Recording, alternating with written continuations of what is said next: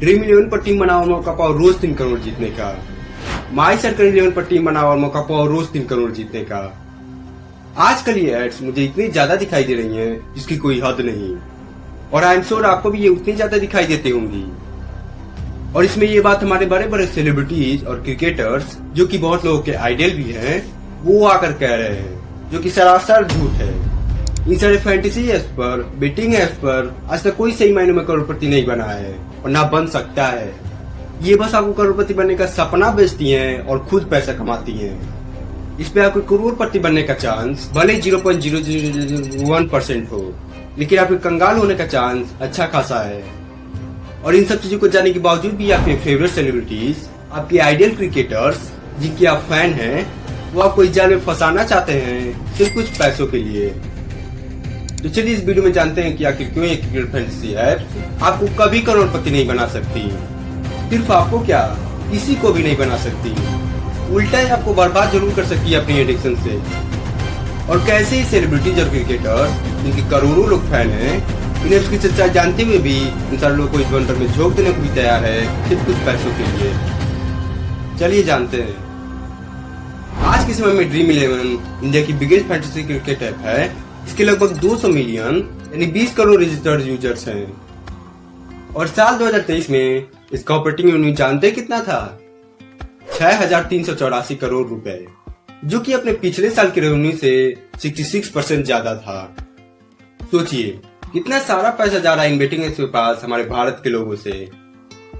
और इतना ही नहीं, उसी साल यानी 2023 में ही इसके टोटल रेवेन्यू में से 2,964 करोड़ तो सिर्फ एडवर्टाइजिंग में ही खर्च किए गए थे, जो कि अगेन अपने पिछले साल से 37% ज्यादा था।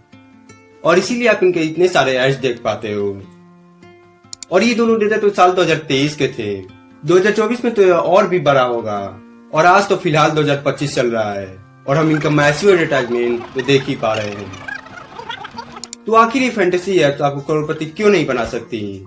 आखिर मैं ये क्यों कह रहा हूँ कि ये सिर्फ आपको करोड़पति बनने के सपने दिखाकर खुद पैसे कमाने के चक्कर में रहती हैं। और अमीर बनने न बनने को तो छोड़ो, आखिर क्यों ऐप्स उल्टे आपको कंगाल तक कर सकती हैं? आपने कई बार ये देखा होगा कि कोई फैंटेसी ऐप्स पर टीम बनाकर 1 करोड़ जीत गया, 3 करोड़ जीत गया, जो कि इन केसेस में हुआ है। लेकिन दिक्कत कहाँ आती है? यहाँ इस नंबर में। ड्रीम 11 पर एक बार में एक मैच के लिए लगभग 50 लाख लोग पार्टिसिपेट करते हैं। और ये नंबर ऊपर नीचे हो सकता है, लेकिन सोचिए 50 लाख लोग, यानी इन मैचेस से एक व्यक्ति करोड़पति बनने की प्रोबेबिलिटी 50 लाख में सिर्फ और सिर्फ 1 है। और यहीं पर लोग फंस जाते हैं। उन्हें लगता है कि उन 50 लाख में से एक आदमी वो खुद भी तो हो सकते हैं। हाँ, कम चांस है, लेकिन चांस है तो सही। और कई बार तो अपना चांस बढ़ाने के लिए एक बार में कई टीमें बना लेते हैं ताकि उनके जीतने की प्रोबेबिलिटी बढ़ जाए। भाई चाहे कितनी टीमें बना लो, आपके जीतने की प्रोबेबिलिटी में ना पॉइंट के पहले तो 1 जीरो रहेगा ही, पॉइंट के बाद भी कम से कम 5 जीरो और रहेंगे। तो वहां से उम्मीद लगाने का कोई फायदा नहीं है। और एनिमेस तो आपको करोड़पति बनने की संभावना जितनी है, उससे ज्यादा संभावना तो आपको शायद देश की प्रधानमंत्री बनने की होगी। तो ये साफ साफ एक जुआ है जिसमें आप उस चीज की उम्मीद कर रहे हो जो 50 लाख लोगों में से सिर्फ 1 को मिल रही है, और बाकी लोग सिर्फ निराश होने वाले हैं और अपना पैसा गंवाने वाले हैं। और वहाँ टीम भी बंद सिर्फ 50 रुपए में ही जाती है। तो लोगों को लगता है कि चलो सिर्फ 50 रुपए तो लगाए हैं, जो होगा देखा जाएगा। भाई सबसे पहली बात तो अगर 50 रुपए अगर 50 लाख लोग लगाए तो सोचो वो कितना होगा। और दूसरा, एक बार 50 रुपए हारने के बाद लोगों को लगता है कि नहीं, मैं 50 रुपए हार गया तो मैं दोबारा कोशिश करूंगा, उस पैसे को रिकवर करूंगा। और वो दूसरी बार पैसे लगाता है और फिर हारता है। इसके बाद से अब उसके जीतने की डिजायर और इंटेंस होती जाती है और वो और ज्यादा पैसे लगाने लगता है। लेकिन फिर वही बात होती है, वो हार जाता है और वो और ज्यादा पैसे लगाने लगता है। और ऐसे करते करते ये चीज कब एक एडिक्शन बन जाती है, लोगों को पता ही नहीं चलता। और कई बार इसकी वजह से वो पूरी तरह से बर्बाद भी हो जाते हैं। तो भाई कुछ भी हो जाए, पैसा तो यही लोग कमाएंगे। आप बस अमीर बनने के सपने देखोगे लेकिन बन नहीं पाओगे कभी। हाँ, उल्टे कंगाल हो सकते हो, इसका पूरा चांस है। और यार अनडिजर्विंग सक्सेस ना फेलियर से भी खतरनाक होती है। और इसीलिए आप देखते हैं कि ऐसे कितने ही लोग हुए हैं जो कौन बनेगा करोड़पति से करोड़ों जीतने के बावजूद भी उन पैसों को नहीं संभाल पाए और फिर से अपनी पुरानी हालत में आ गए, क्योंकि वो चीज उनके पास अचानक से और लक के कारण आई थी, ना कि ऑर्गेनाइज और प्लान तरीके से, जिसमें मेन रोल मेहनत और काबिलियत का होता है। और इसीलिए वो फिर से कंगाल हो गए। और बिल्कुल यही बात इन एप्स पर भी लागू होती है। तो एक आम आदमी के लिए ऐसा कोई अच्छा या उसके हित में कोई कारण नहीं बचता है जिसकी वजह से वो इन फैंटेसी सुलझाने की कोशिश भी करे। और इन सारी बातों को साबित करने के लिए जो मैंने अब तक कही है, मैं आपको एक रियल लाइफ एग्जांपल देता हूँ, जहाँ एक आदमी इन बेटिंग के चक्कर में अपनी पूरी सेविंग्स तो गवा ही देता है, उसके साथ साथ एक बड़ा लोन भी चढ़ा लेता है अपने ऊपर, जिसे भरने की उसकी कोई कैपेबिलिटी नहीं होती। तो स्टोरी कुछ यूं है कि 33 साल का आदमी जिसका नाम रवि है, वो अपने दोस्तों से एक online fantasy cricket app dream 11 के बारे में 2018 में परिचित होता है। वहाँ उसे मौका दिखता है जल्दी से जल्दी एक बड़ा अमाउंट जीतने का, इकट्ठा करने का, और इसीलिए वो उस पर टीम बनाना शुरू कर देता है, सिर्फ 50 रुपए के शुरुआती इन्वेस्टमेंट से। तो इसके कुछ समय बाद जब वो कोई पैसा नहीं जीत पाता, तो अब वो हर दिन कई 100 रुपए तक बेटिंग पर खर्च करने लगता है, मन में जीतने की चाहत लिए हुए। उसने बाद में खुद अपने मुंह से कहा है कि जब मैं टीम नहीं बना रहा होता था, मैं अंदर से घबराहट महसूस करने लगता था। वह आगे और कहता है कि जब मैं हारता था, मुझे लगता था कि मुझे इस पैसे को रिकवर करना है, और इसीलिए मैं और ज्यादा पैसे लगाने लगता था। और सबसे वर्स्ट बात तो ये हो गई थी कि अब उसकी एडिक्शन इतनी ज्यादा बढ़ गई थी कि अब वो 1 लाख से 1.5 लाख तक रोज इन बेटिंग एप्स पर लगाने लगा। 2 साल के अंदर वो अपना पूरा सेविंग्स हार गया, अपने क्रेडिट कार्ड का पूरा लिमिट खत्म कर दिया, और यहाँ तक कि बैंक लोन भी ले लिया अपने एडिक्शन को सपोर्ट करने के लिए। और अंत में इन सब को मिलाकर उसने 35 लाख रुपए गवाए इन फैंटेसी ऐप पर, जो कि उसके एनुअल इनकम से 6 गुना ज्यादा था। तो ये सारी चीजें हो जाने के बाद वो एक दिन इन सब विचारों से तंग आकर अपनी फैमिली को इन सब लॉसेस को कैसे एक्सप्लेन करूंगा ये सोचकर वो एक पास ही के रेलवे स्टेशन पर सुसाइड करने चला गया। तो भाग्य से उसने एक सुसाइड नोट ट्वीट किया हुआ था, जिसके कारण उसके सीनियर्स ने उसे समय रहते बचा लिया।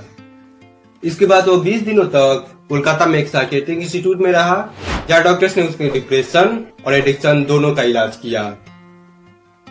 और रवि का सिर्फ इकलौता ऐसा केस नहीं है, ये वहाँ बैठे ज्यादातर लोगों के साथ होता है। हाँ, भले ही छोटे लेवल पर होता हो, लेकिन ज्यादातर लोगों के साथ ऐसा ही होता है। और मुझे इसका एक बार का एक्सपीरियंस भी है, आज से 3-4 साल पहले का, जब मैंने एक बार MPL डाउनलोड किया था और उस पर गेम खेला था। हालांकि वो सिर्फ एक दिन के लिए ही था और मैंने सिर्फ 2-4 रुपए ही लगाए थे, लेकिन मुझे याद है कि उसका एडिक्शन बहुत खतरनाक चढ़ता है और मैं उसे अब दोबारा ट्राई करने की सोचने तक नहीं वाला। तो यहाँ तक आप समझ ही गए होंगे कि फैंटेसी की असलियत क्या होती है, किन किन तरीकों से एक इंसान की जिंदगी बर्बाद कर सकती है और उसे सड़क पर ला सकती है, और कभी कभी ट्रेन की पटरी पर भी। और इन सारी चीजों को जानने के बावजूद भी ये क्रिकेटर सब सेलिब्रिटीज आपको इस जाल में फंसाने के लिए उन लोगों का साथ दे रहे हैं और इन्हें आप हीरो कहते हैं। और मैं किसी का नाम तो नहीं लेना चाहता, लेकिन उस सेट में जो लोग हैं उनका चेहरा तो आपको याद ही होगा अच्छे तरीके से, है ना। हम इन्हें हीरो कहते हैं, अपना आइडियल कहते हैं, और कई लोग तो इतने पागल होते हैं उनके लिए कि वो उन्हें भगवान ही मान लेते हैं।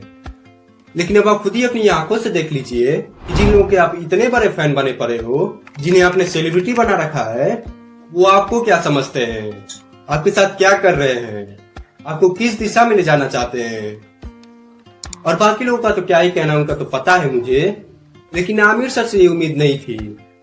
आपने इतनी बड़ी बड़ी और अच्छी फिल्में दी हैं, और तो और आपने आज तक किसी खराब चीज के लिए कोई ऐड भी नहीं कर रखी थी, लेकिन यहाँ पर आपने निराश कर दिया।